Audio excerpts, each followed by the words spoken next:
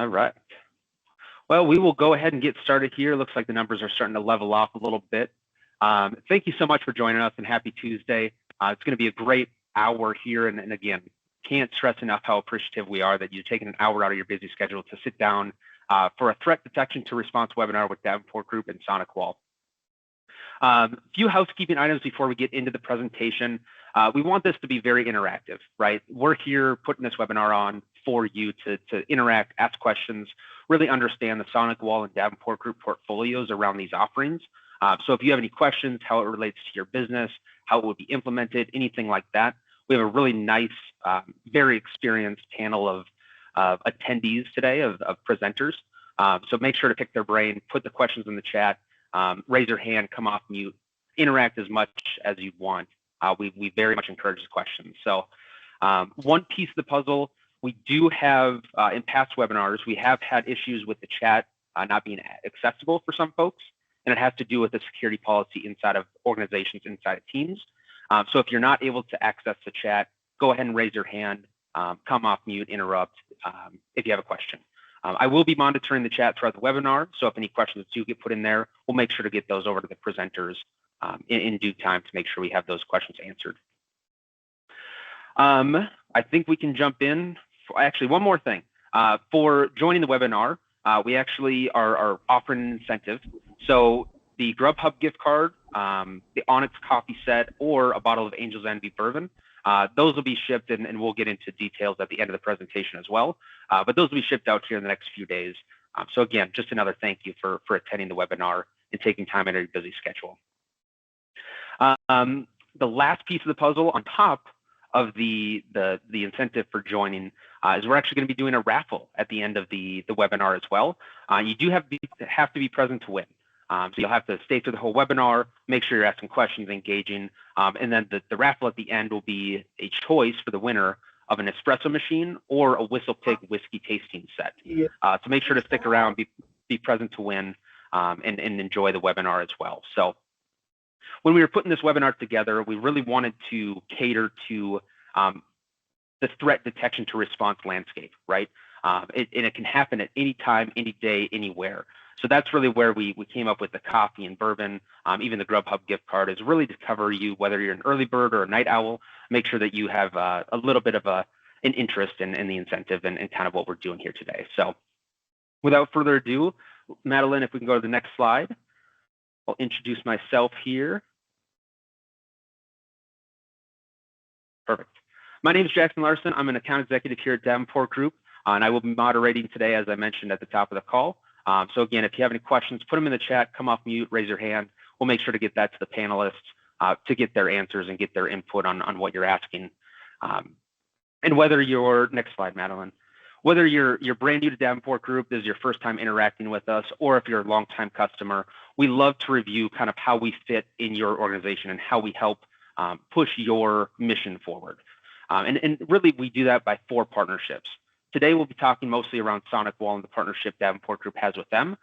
But we also have Dell Technologies, Titanium partnership locked in, as well as Microsoft and VMware. So anything in the stack, whether it's hyper-converged, server storage, networking, data protection, security, like we're going to mention today, even over into the client and hybrid cloud type of conversations. We have you covered from a partnership perspective. And how we do this is really using our certified engineers to ensure that everything in the process goes smoothly. And when the certified and experienced engineers interact with you, it's not from a classroom setting, it's from a real world experience. Most of our engineers come from the real world, managing systems just like you're doing today. So we're really able to get granular with how to keep the lights on and keep your business moving forward. So with that being said, I want to introduce you to one of our engineers here on the security side, Brian Bennett. And I'll actually let him take the introduction for himself and get this webinar started. Thank you, Jackson. Thank you for everyone tuning in today for another one of our webinars. I'm Brian Bennett. I'm the field CISO here at Davenport Group. I came to Davenport Group about 5 years ago. Actually, May the 4th was 5 years. And prior to that, I sat on your side of the fence as a Davenport Group customer, where I was an IT director for a Department of Defense contractor just north of Charlotte, North Carolina. So I was there for about 10 years and worked very closely with Davenport Group and built that relationship. In the industry, I've been working for about 8 years as a strategic advisor, where I've been working with customers on a virtual CIO level or even a virtual CISO level. So I get to have that interaction with customers and be a strategic advisor for them, whether it's driving mission in the business or security posture, whatever it might be. Luckily enough, fortunate enough, blessing or a curse, I've come up through the ranks and been an engineer for the last 20 years since I came back from Iraq. So I've been able to touch applications, networking, security, and infrastructure. Next up, I'd like to introduce Michael Crean with SonicWall. Good afternoon, everyone. Appreciate your time taking this hour to journey with us today. My name is Michael Crean. I'm the Senior Vice President of Managed Security Services here at SonicWall. For me, I was the CEO and founder of a company by the name of Solutions Granted. It was an MSP, a VAR, government contractor. Ran that business for 22 years. In the last 10 years of that journey, we had built out our own security operations center. We had our threat hunters. We were doing a lot of what we're going to be talking about today with the detection and response capabilities. And then SonicWall acquired my company in October of 2023. So I appreciate your time and looking forward to this journey. Eric? Thanks, Michael. Appreciate it. So Eric Morin, Vice President, North America Cloud Sales with SonicWall, head up our Cloud Secure Edge sales division for North America. I've been in tech for over 2 decades, anywhere from log management, pretty much everything in the secure access service edge stack. And we'll be providing some more insight in terms of Cloud Secure Edge a little bit later on. So thank you.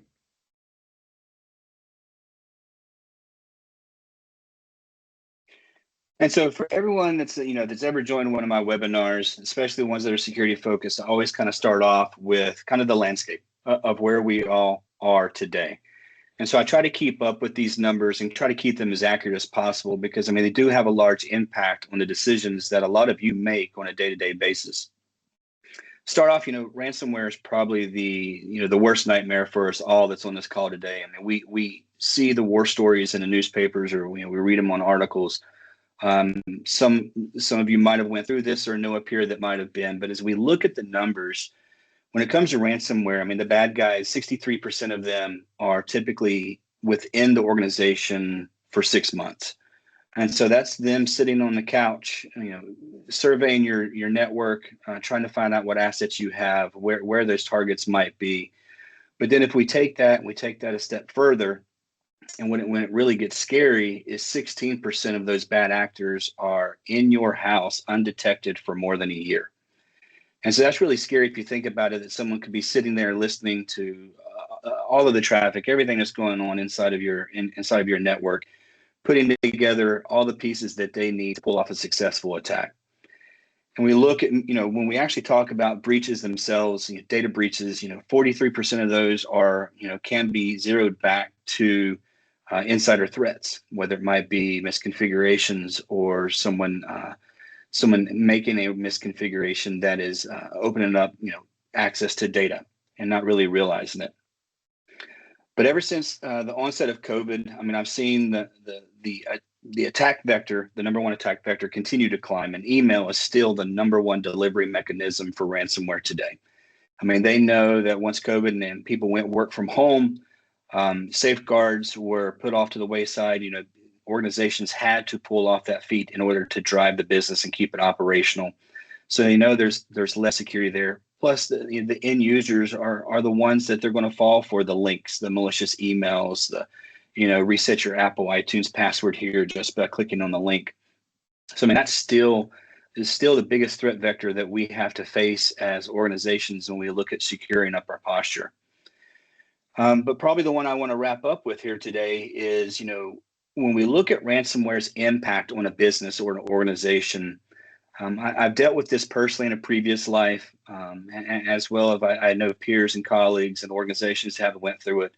And the average impact on an organization is 22 days. So really 3 weeks. And when I say 3 weeks, I want you to understand that that's 3 weeks that you are probably operationally down or heavily operationally impacted to where you're only able to do minimal things. By the time we get incident response involved, legal teams, insurance companies, to make sure that we go through the process correctly and methodically, I mean, it does add quite a bit of time. But think about that as we go through the conversation today of what your organization might look like if you were operationally down for 3 weeks. Next slide, please. So I'd like to start off with a history lesson today as we talk about our subject, threat detection to response. Just from where we have come to where we are and where we're going as we look at, threat detection. We look back in the 80s and 90s. I mean, that's where we really had our signature and rule-based antiviruses. So I know all of you, the Symantec's, the Trends, Kaspersky's, all the ones that I think I've dealt with in the past. I mean, that's what we relied on, was a signature-based type of mechanism. So we had to wait for someone to get infected, or we had to wait for a virus to be discovered before we could build signatures that we then had to wait for the updates in order to protect our organization.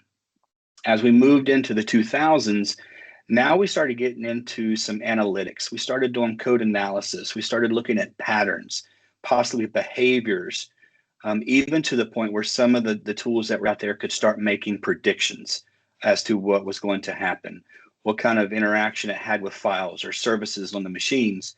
And now we could kind of put together a chance of something happening. We get into the 2010s, and that's where we really started hearing the buzzword and the acronym endpoint detection response, EDR. And so that's where we started to see where agents were able to look at fileless detection, look into memory, 0-day protections, even started to really get the intelligence, the telemetry, where we could start detecting lateral movement. When we had worms back in the 90s and early 2000s, we didn't have a mechanism that could see that move across the network. That was just the next machine that got infected.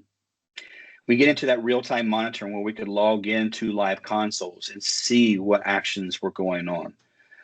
But then we started seeing where incident response became a very hot topic because the threat actors were starting to leverage these attacks far and wide as the internet got faster and resources became faster. Now we had to have mechanisms to respond to that. We get into the 2020s, and now, AI, I think that's the buzzword. I think that deserves its own webinar on security. But we get into AI machine learning, and now you get to see where intelligence can play a part of this. We see the adoption of XDR, extended detection response, where we can pull in telemetry from multiple sources.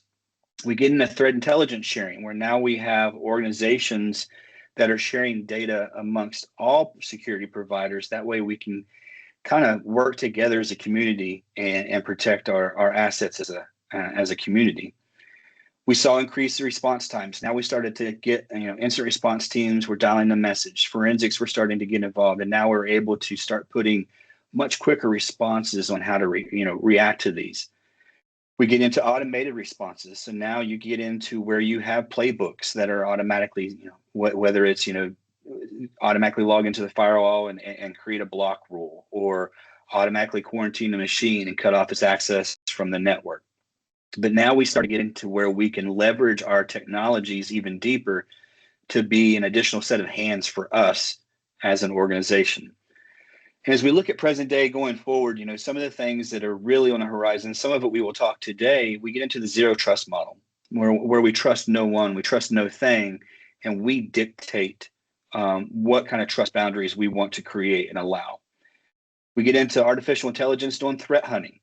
Just like I've seen a very big uptake here in the last couple of months, where I've seen AI attacks where things are scripted and they're automated and they're randomizing times of the attacks. We can also leverage that on our side of the good guys, where we can use AI to look for those type of anomalies and patterns. You get into cloud native, where as we have transitioned to a cloud society again, moving data back off of on-prem and into the cloud, now we have to start leveraging and building out a lot more security boundaries in the cloud. But But now that you're looking at all of these tools that we have access to, and we're looking at these cloud resources, and now that we have things like quantum computing around the corner, now we have so much telemetry to process, we can start getting a picture of what's going on much quicker, much sooner than now we can bring in that incident response, whether it's a manual engagement or we use some of those automated tools. So Brian, I wanted quick question for you. Absolutely. Yeah, so during kind of that COVID time frame, I know you and I have talked a lot about this, how that the threats just exploded in nature, right? The volume of it, the way they're doing it.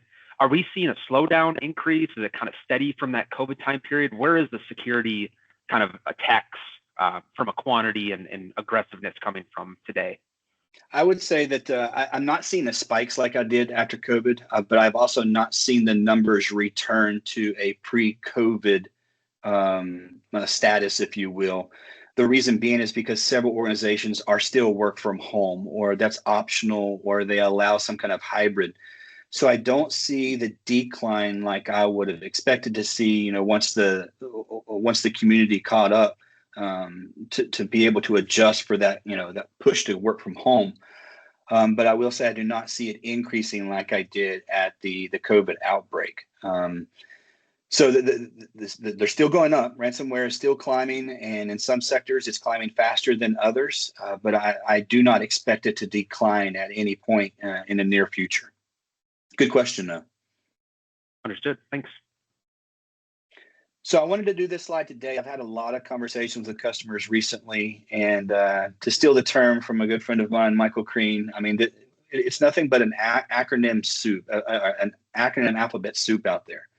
Seems like anything that we talk about with security is some sort of acronym. So if you're, a veteran from the military, everything was an acronym, but now the security world is becoming that as well. So I get a lot of questions around what are all of these detections and response. So real quickly today, I just wanted to kind of break it down, try to simplify it on the 30,000 foot view. As we look at EDR, that's endpoint detection response. I mean, really that is a behavior, pattern analysis, artificial intelligence, machine learning incorporated antivirus. I mean, that is our endpoint protection mechanism now.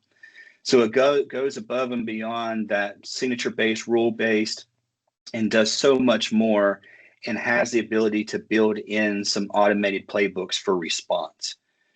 We get into NDR, which is the network detection and response, and now we're looking at things that generate and move traffic on the network. So think of your firewall at your edge. Now we can get into detecting and responding to threats when we're looking at packet inspection, or we're looking at traffic analysis.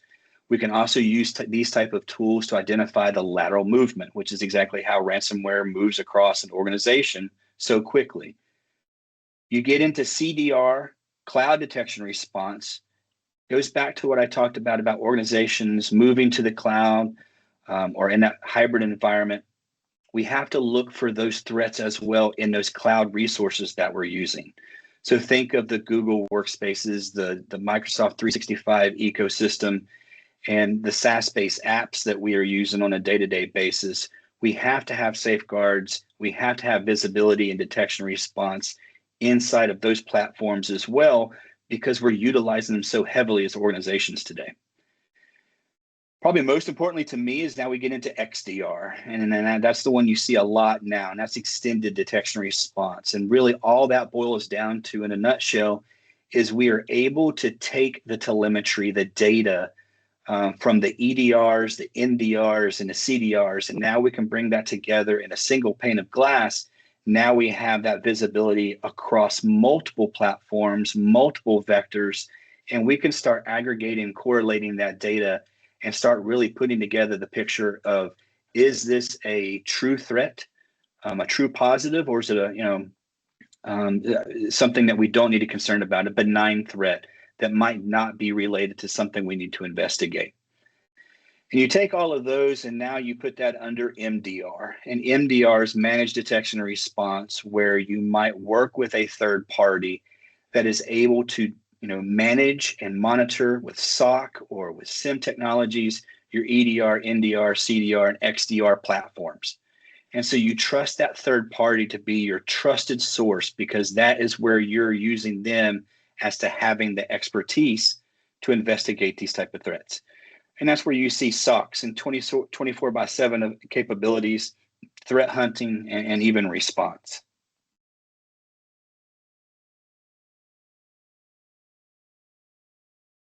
And Michael, I think you had a little story here for us today. I do. So I'm the analogy guy, is what people say anyhow. And I think telling a story really helps. And Brian, you're right. Like we are just, I think unfortunately we've become this industry of acronyms, and we're all expected to just know what it means and make decisions on what's the right thing to buy and when to buy it and how to buy it. But I don't think anybody's doing a great job of trying to break it down, make it understandable, make it relatable. And so I've got a little journey I'm going to take you on. I'm going to talk about the homes that we live in. Now, whether it's your apartment or your townhouse or your single family home or your duplex or your condo or whatever it is, I'm just going to assume that we all live in a home. And we've probably all lived in a home for a little while, more than a day anyhow.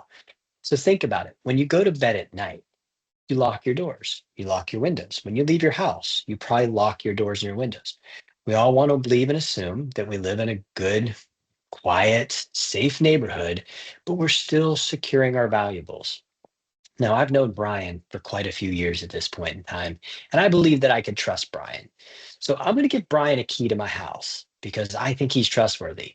And I didn't give him the address to my house because I'm not sure how trustworthy he is, but let's just assume he's smart enough to get on Google. He can probably figure out where I live. Because I've given him a key, even though I've locked my door, he can come through. When you think about that history lesson that we got, and we talk about the antivirus, we talk about the things that it's doing for us. That's what your doors and windows are like. It's meant to keep the good guys in and the bad guys out. So as long as we assume Brian to be good, he's good. And he can come through because I've told the doors and windows to trust him. When you lock your doors, you hope that's what happens. When you close your windows and lock your windows, that's exactly what you hope that happens. It's keeping the bad guys out.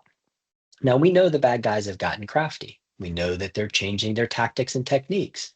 So I've got my buddy Leroy.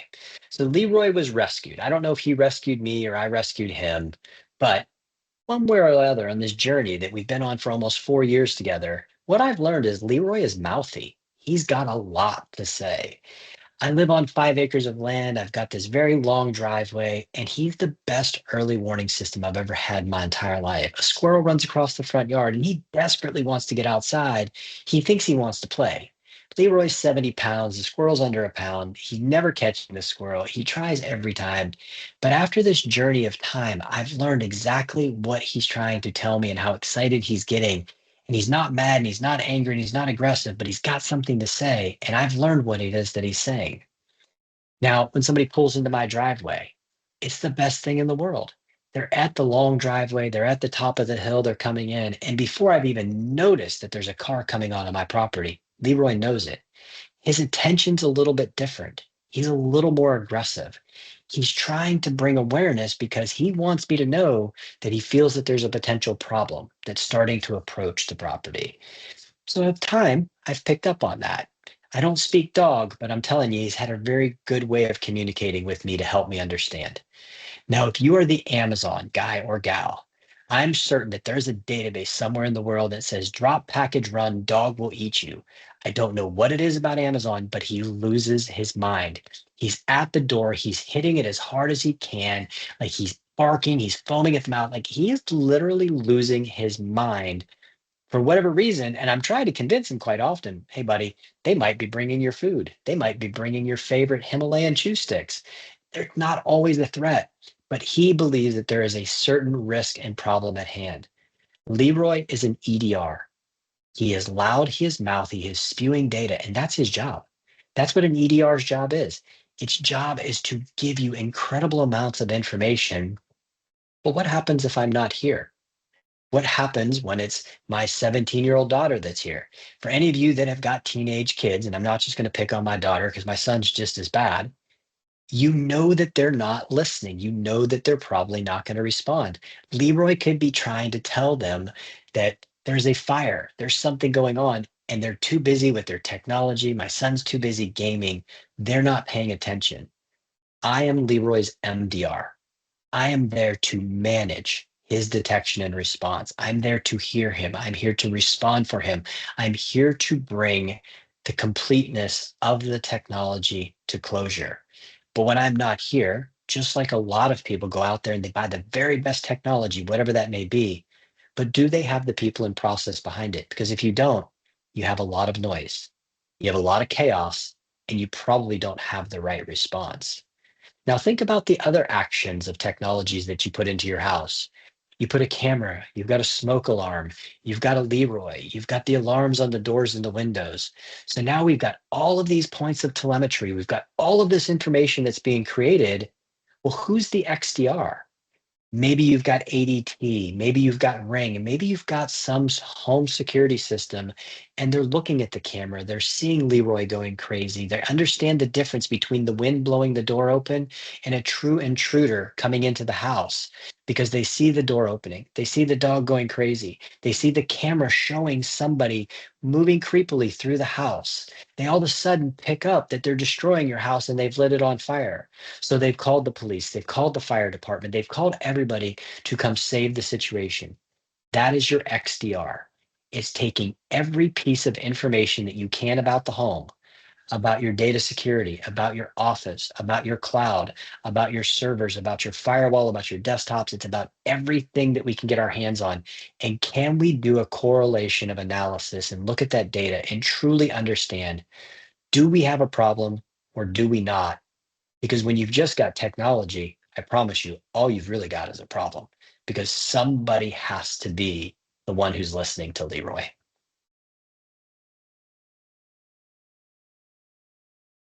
Thanks, Michael. I mean, that was a great explanation of how we can make that relatable. So as we continue this conversation, why this really matters. Why do we really need to be concerned about things like EDRs, MDRs, CDRs, all of these that we've talked about? Well, for one, I'm getting the opportunity to speak with customers from coast to coast. And I can tell you right now, firsthand, I have seen where companies with cybersecurity insurance policies or even rider policies on things like a general liability policy, these insurance companies are starting to ask for these type of services because they know that you are not staffed to handle your security 24/7. They know you don't have the staff to be up 24/7 and keep things, keep eyes on everything and be able to respond and react. So I'm seeing specific language asking for MDR and SOC services from insurance companies. And I only expect this to continue to grow once the insurance companies really, truly understand the technologies themselves and get up to speed on those as well. The other thing that I see is most organizations are not 24/7. I mean, the average time, this one I researched a little bit to see where the patterns were falling right now, but it's between 3 a.m. and 8 a.m. on Friday mornings and weekends. I mean, the bad guys are not going to turn loose and attack at 2 p.m. on a Tuesday when you are fully staffed, everyone's in the office, ready to respond and react. They know that you are more than likely not 24/7 and probably asleep between 3 and 8, and that's when they're going to turn the havoc loose. And I also know you probably don't have the security expertise. I mean, I managed an IT shop for 10 years. I can tell you all of the different hats that I had to wear. It was, the jack of all trade, a master of none. They know that about you as well. They know you know just enough to do what you need to do within your organization to keep things operational for the business. And you probably do not have someone dedicated with security experience. Lack of visibility. Most organizations have an EDR solution nowadays. I mean, at least, the vendors are really positioned as an EDR tool, but most users are not monitoring that 24/7. You don't have eyes on it. You're not sifting through all of the noise trying to figure out what is real. You're hoping that the alerts that go off are things that are true. Most organizations are not collecting and reviewing the logs. I mean, it's great that you have a syslog server, but if you're not sitting down, taking the time and investigating those alerts, creating filters whenever you realize that's something you don't need to spend your time and attention to, dialing that in. That way you can make sure that you're only getting visibility to what you need to be concerned about. But I mean, just having that ability to create filters, to weed out those false positive is huge, especially when you start looking at bringing in logs from multiple sources, like your EDR and your firewalls. Next slide, please. Michael, you want to talk a little bit about the SonicWall today? Sure. So, here's the interesting journey that I think most people don't understand about SonicWall, because you hear the name. If you're familiar with the name, we've been around for 34 years. That's a long time. But for 34 years, well, let's just say 32 years, everybody knew us as a firewall and networking company. So we've made switches, we've made wireless access points, we've had some software along the way around email security and backup and a couple other technologies. But truly, at the end of the day, people know us for our firewalls. They made some strategic acquisitions. They hadn't made an acquisition in almost a decade. And then all of a sudden they said, it's time to grow. It's time to evolve. It's time to change. We want to be perceived as something different. And so to be something different, you've got to make the change happen. So they acquired Banyan Security, our SASE ZTNA technology. They acquired my company, bringing in all of the DRs that you've heard Brian and I talk about. What you should see here on this chart that I've got in front of you, what we're building is an idea around an open ecosystem. We know that you have choices. We know that there's a lot of great technology out there. I mean, when you think about in the endpoint space alone, and it's with no disrespect to anybody, but when you think about what CrowdStrike does and SentinelOne has done, and Microsoft Defender and Sophos and maybe FortiClient and lots of the other next gen AV EDR technologies out there, you have a lot of choices. We can't assume that you're always going to want to just buy ours. So we have been working really hard over the last 18 months to be able to meet our partners and their customers on this journey. And we have these strategic relations. So do we think and would we like you to always buy our technology? Absolutely.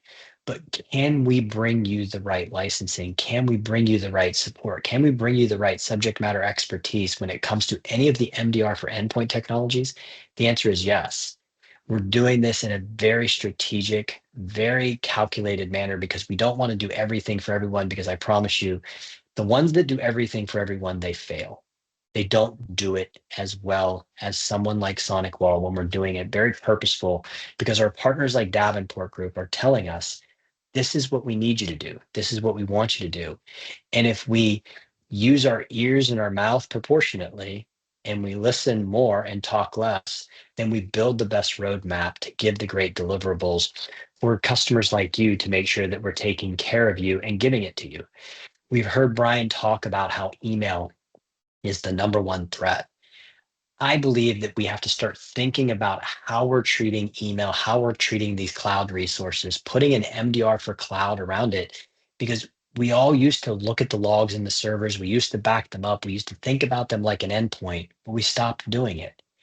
Think about what's going on in Microsoft 365 or Google Workspace, just like it's the endpoint that you used to take care of, just like it's the endpoint you used to search and all of these things, because Microsoft and Google, it's just a data center in the cloud. That's all it is. You need that love, care, and feeding. You need somebody watching it 24 hours a day, 7 days a week. The SonicWall Security Operations Center, 85% of the alerts that we send out today are happening around identity as it involves your cloud when it comes to email, whether it be Microsoft or Google. We also do MDR for network, kind of what most people will think about a traditional SIM, SOC as a service type offering technology, but it goes so much further than SonicWall. We know there are people running Checkpoint, Palo Alto, WatchGuard, pfSense, Meraki, all kinds of different firewall vendors out there. We do some really amazing and cool things around how we can manage and provide best practices into the SonicWall firewalls, and we can turn that box from something great to something that's amazing. But if you've got another vendor, maybe it's an HP switch, maybe it's a Cisco switch, maybe you're using, I don't know what wireless access point, or it's your domain controllers or file servers because you still got on-prem infrastructure. All of that is capable under the SonicWall brand. We're no longer telling you buy it our way or no way. We're telling you Let us meet you on the journey of where you're at. And can we bring together this fully managed Sonic Sentry XDR? I believe that we can.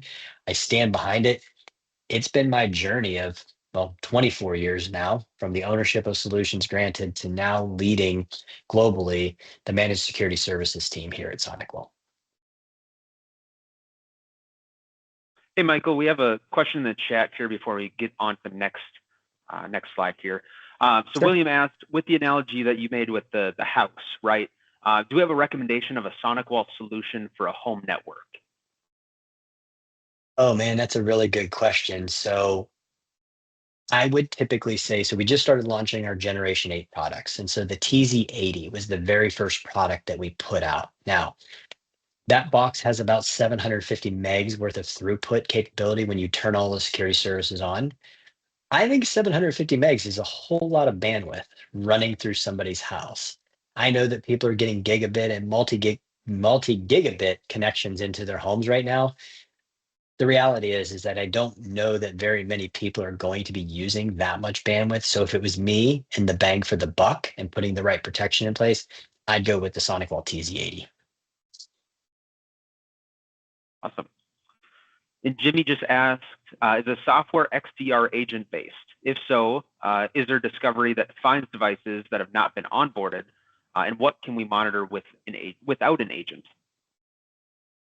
Oh, well, there's a lot to unpack there. So there is some agent-based technologies. There's some agentless-based technologies. So for instance, if you want to pull the firewall logs, well, we do need an agent somewhere in the environment, or we need a virtual sensor because we don't want to be just sending firewall logs out through the internet unencrypted, because that's a bad day. Somebody like me or somebody even way smarter than me is going to repack that, put it back together, then find out the things about your environment that you don't want them to know. When it comes to an endpoint technology, we're leveraging things like a CrowdStrike or a SentinelOne or a Cylance or a Windows Defender. So we don't need an additional agent there. Some of it can be agentless because we can also take that opportunity if you've got a regulatory compliance or you've got a need where you want to see that lateral movement traffic that's going through the switches, where we'll create a tap port or a mirror port. There's lots of different ways to call this piece of technology, but we get to see everything that moves laterally through that environment. So it's a little bit of A and a little bit of a B that we can do it most of the time, especially if you're a highly diverse environment and you're not sitting in a traditional brick and mortar, then we do have to rely on agents for sure. Perfect. Is there a discovery as a part of that XDR that finds devices that have not been onboarded? No, unfortunately, we do not have that capability today, but we're currently developing and looking at what we're going to start calling a fully managed MDR offering, where we're going to start to be able to do a comparative analysis to what's in your Active Directory, how many users do you have, what devices do we know, and then can we look and compare that to the agents that have been installed, which will give us that analysis to understand maybe where human error kicked in and you didn't get your installation and implementation done on everything. Understood. Any other questions? Anyone want to come off mute really quick right before we move on here? All right, hearing none, I think we're ready to move forward here. Thanks, guys. All right, thank you. And thanks, Michael. Thanks, Brian. Appreciate the knowledge around just everything monitoring, detection, and response. So as part of that, right, Michael had mentioned or hinted towards the acquisitions made by SonicWall recently, and one of those is Banyan Security. I had been with Banyan Security for a couple of years, and I'm now proud to be leading sales for CSE or Cloud Secure Edge, which is all about easier remote access and better security, no matter where those users or those resources may be. So really the challenge here, right, we already talked about this quite in depth, just stated differently. Everyone knows the world of IT and security has changed dramatically over the past few years. And very quickly, access and security solutions, they vary by device type, OS, user location. They place a heavy burden on the end users and admins alike, which overall makes for a poor user experience. Another thing to take into account here as part of these new attack vectors, I know we're all experiencing issues with this, is that in general, what you're seeing with VPN is that it's truly on its last legs. Whether you're looking at all of the different ways that VPN is being taken advantage of by those bad actors, or the fact that any of the vendors, including us eventually, are kind of sunsetting those VPN technologies and moving towards a zero trust approach. It's increasingly complicated, siloed infrastructure, time consuming to manage, degrades performance and availability. And of course, security rather, has suffered greatly. Your attack surfaces grow, policies are becoming absent or incoherent, and as a result, we're left open to attack. Adding to that complexity is that, just RSA was last week, there were over 8,000 vendors presenting various technologies at RSA.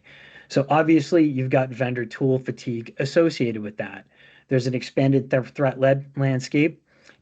When you try to make things easier, right, for people and process and applications, what does that do? It opens up the aperture in terms of threats and the landscape associated with those.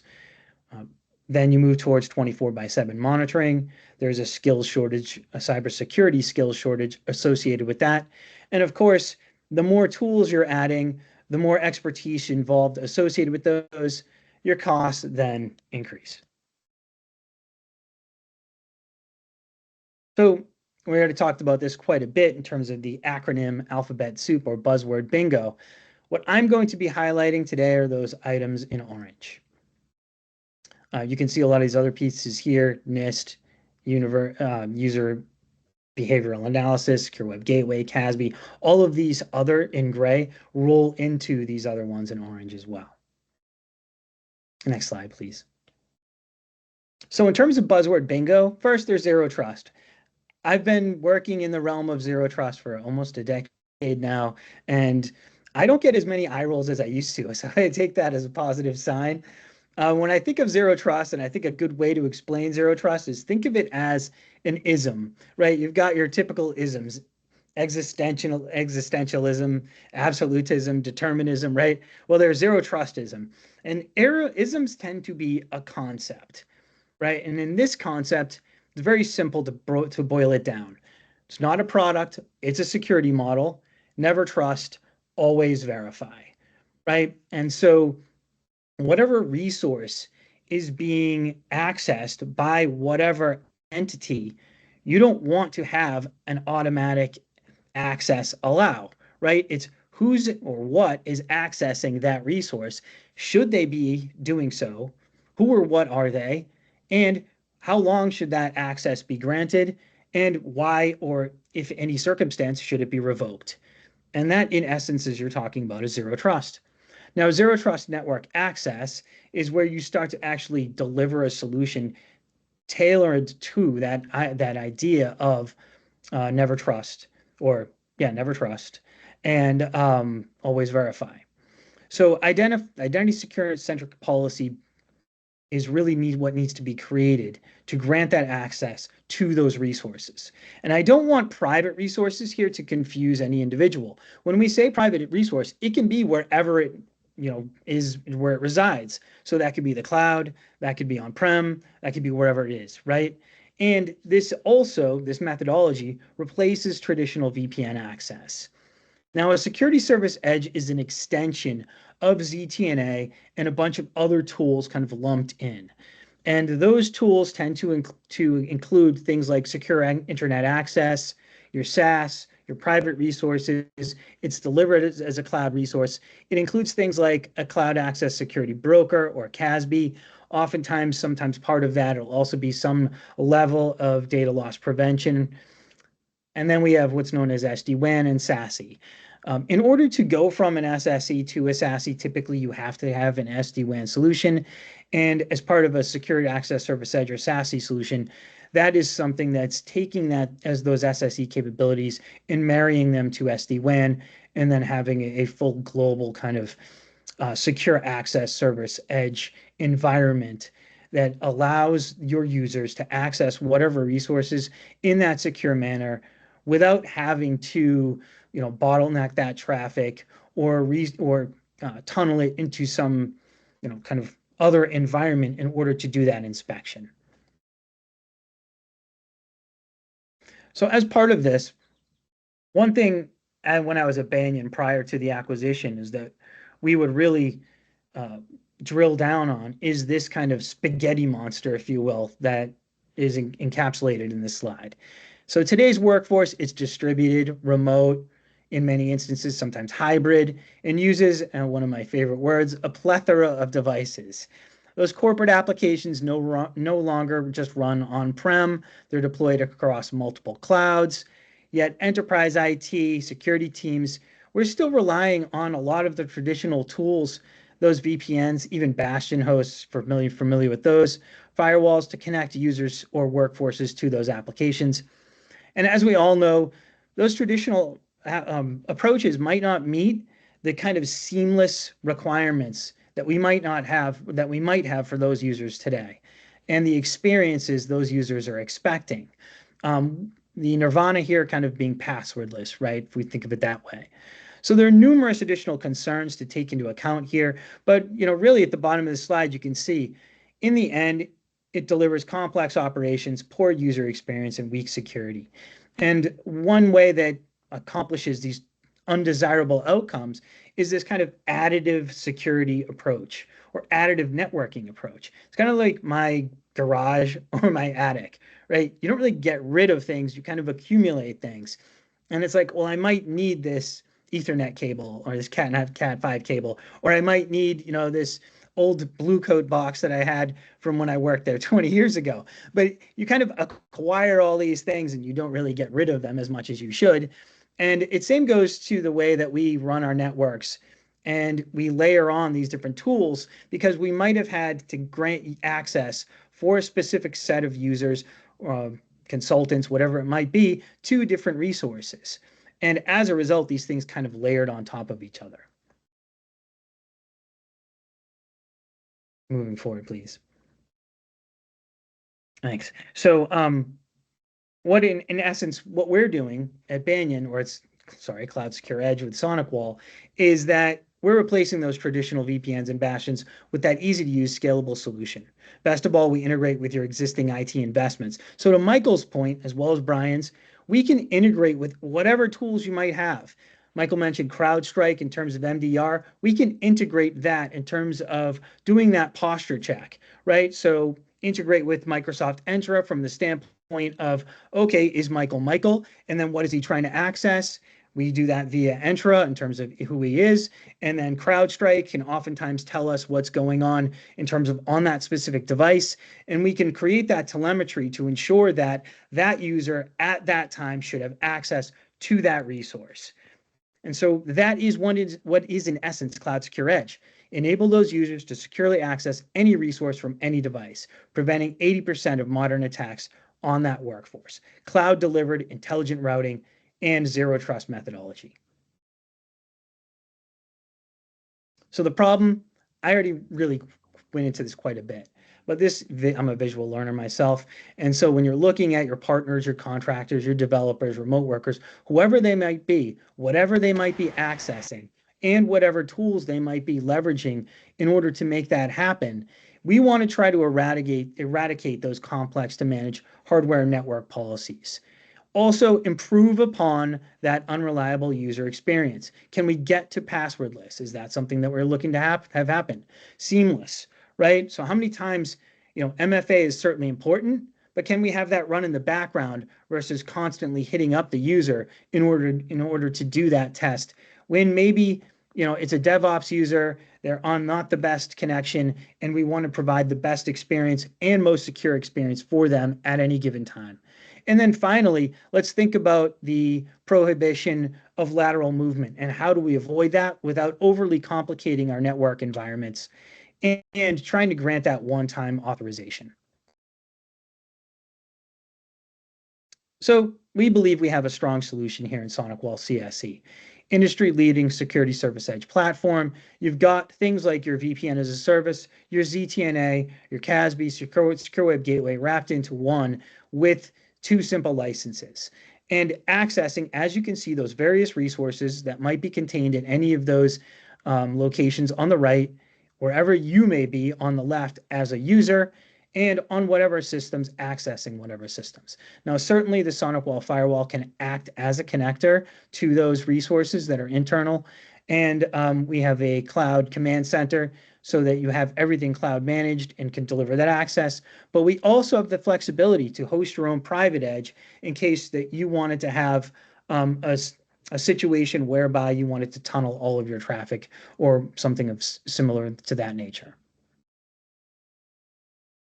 So customer case study, once again, I'm not only visual, but also, and to Michael's point, right, it's what kind of comparisons can you provide?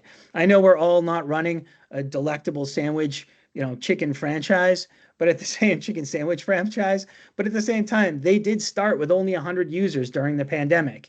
And when Chick-fil-A started, it was for those DevOps users that I was talking about. Now they've rolled out to over 6,000 users, over 500 developers, 3,000 restaurants, and you can see the hybrid clouds that they are also have resources staged in and are leveraging tools in those resources as well, and protecting resources, whether they're on-prem in the restaurants themselves or in Management Console in Azure.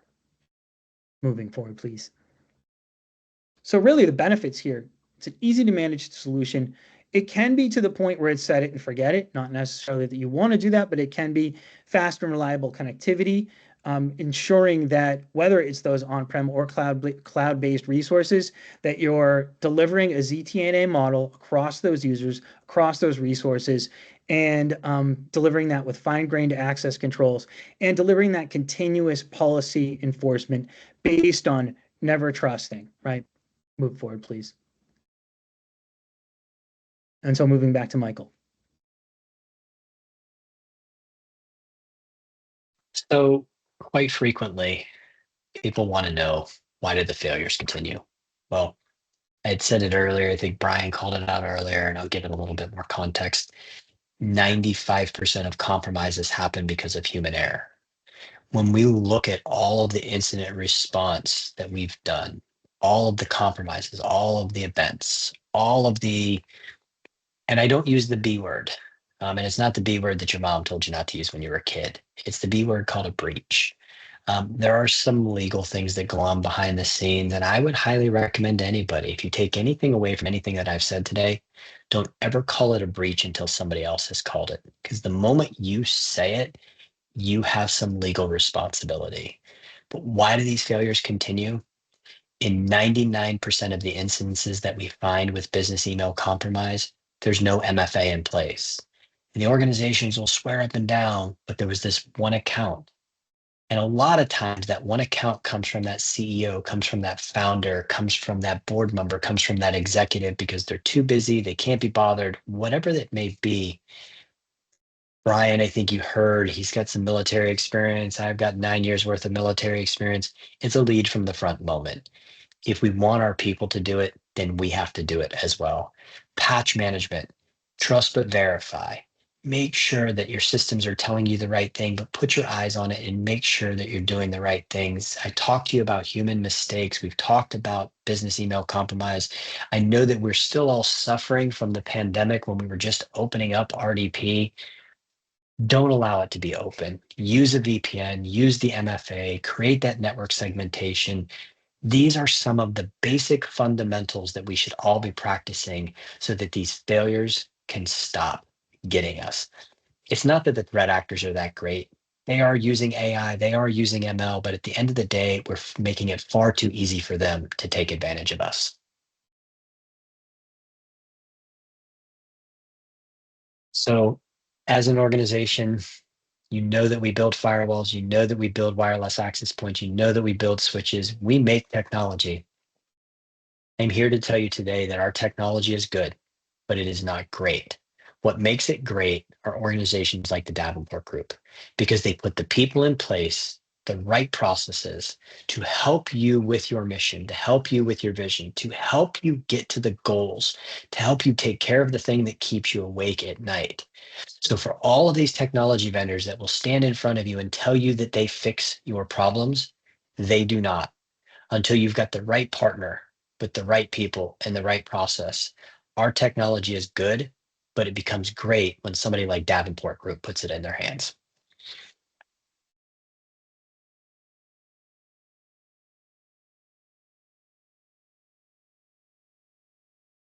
Absolutely. Thank you so much, Michael. Madeline, if we can go to the next slide and actually advance 2 slides.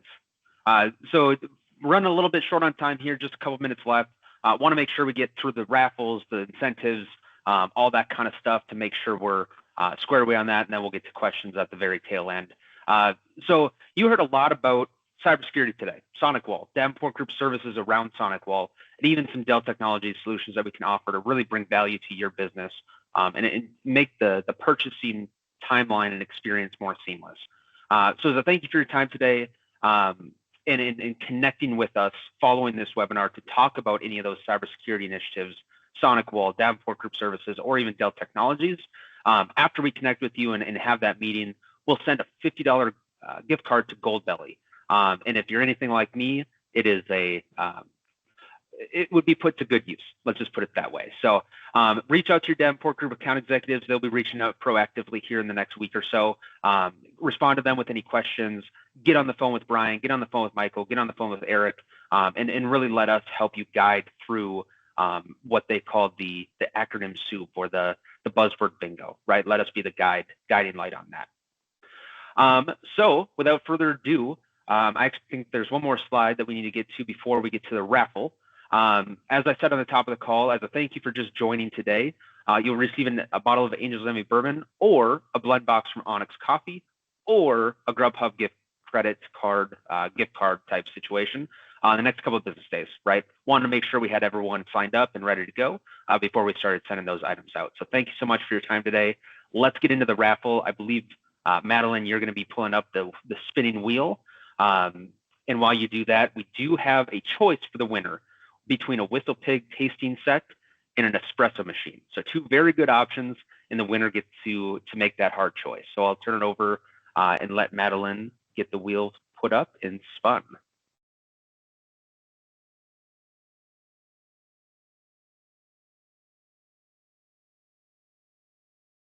All right, all right. We get a virtual drum roll, please, as we spin this wheel. All right, all right. All right, Robert, congratulations. The account executive that you pair with and it supports you and your team will be reaching out to find out your decision, right, on an espresso machine or a tasting kit from Whistle Pig. So with that being said, feel free to put your questions in the chat, work with your Davenport Group account executive, or I believe the presenters have a few minutes here if anyone wants to come off mute or put their last questions in the chat here.